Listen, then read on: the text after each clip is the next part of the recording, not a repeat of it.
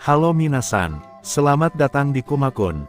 Kalau sebelumnya kita sudah belajar hiragana, sekarang saatnya kita belajar katakana.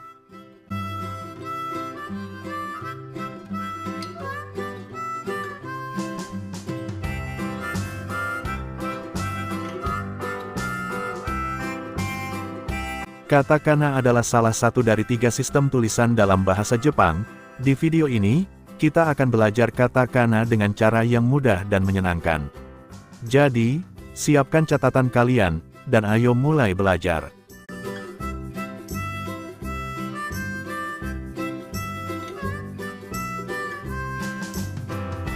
Sama seperti hiragana, katakana juga merupakan sistem tulisan berbasis suku kata yang terdiri dari 46 karakter dasar.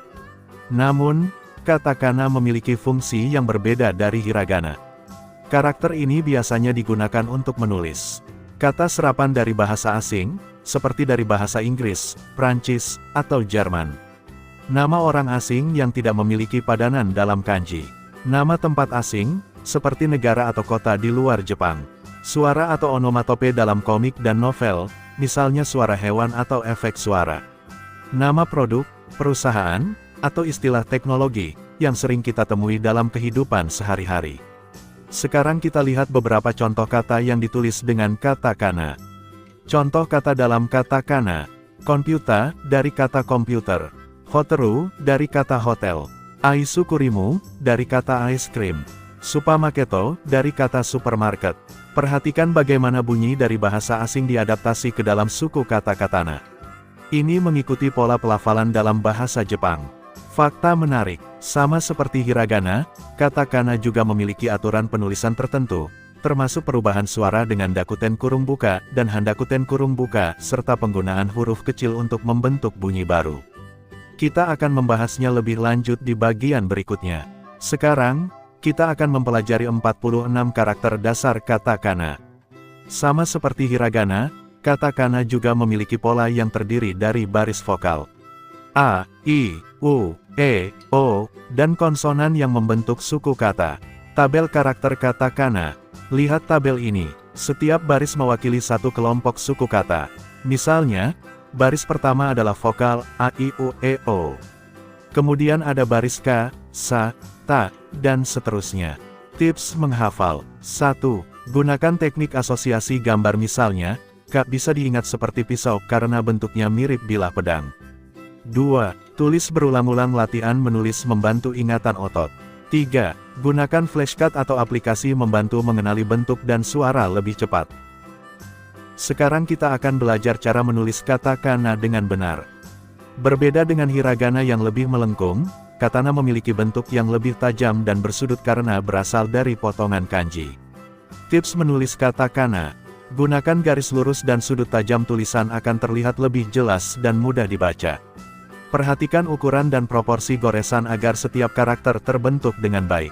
Latih menulis dalam kotak berpola ini akan membantu menjaga kerapian dan keseimbangan bentuk karakter.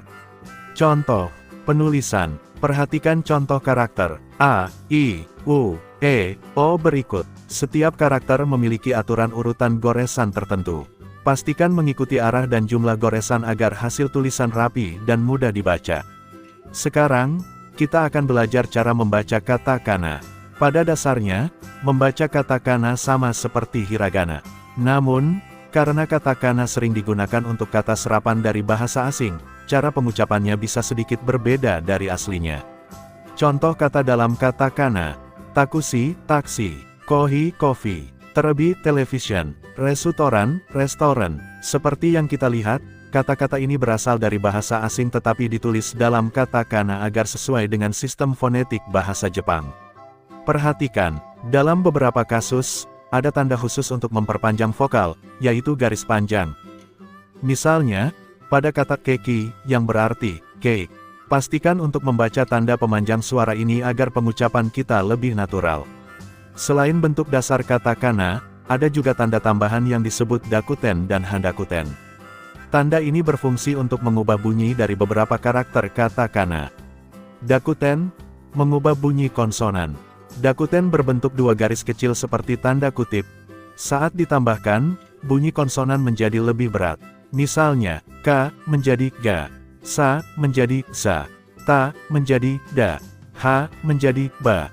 Handakuten mengubah bunyi h menjadi p. Handakuten berbentuk lingkaran kecil. Saat ditambahkan, huruf yang diawali dengan h akan berubah menjadi p. Contohnya, h menjadi pa, hai menjadi pi, fu menjadi pu. Ingat, tanda dakuten dan handakuten ini juga digunakan dalam hiragana, jadi pastikan untuk mengenali perbedaannya dengan baik. Latihlah membaca karakter katana dengan tanda ini agar semakin lancar. Dalam katana, ada kombinasi huruf kecil yang digunakan untuk membentuk bunyi baru.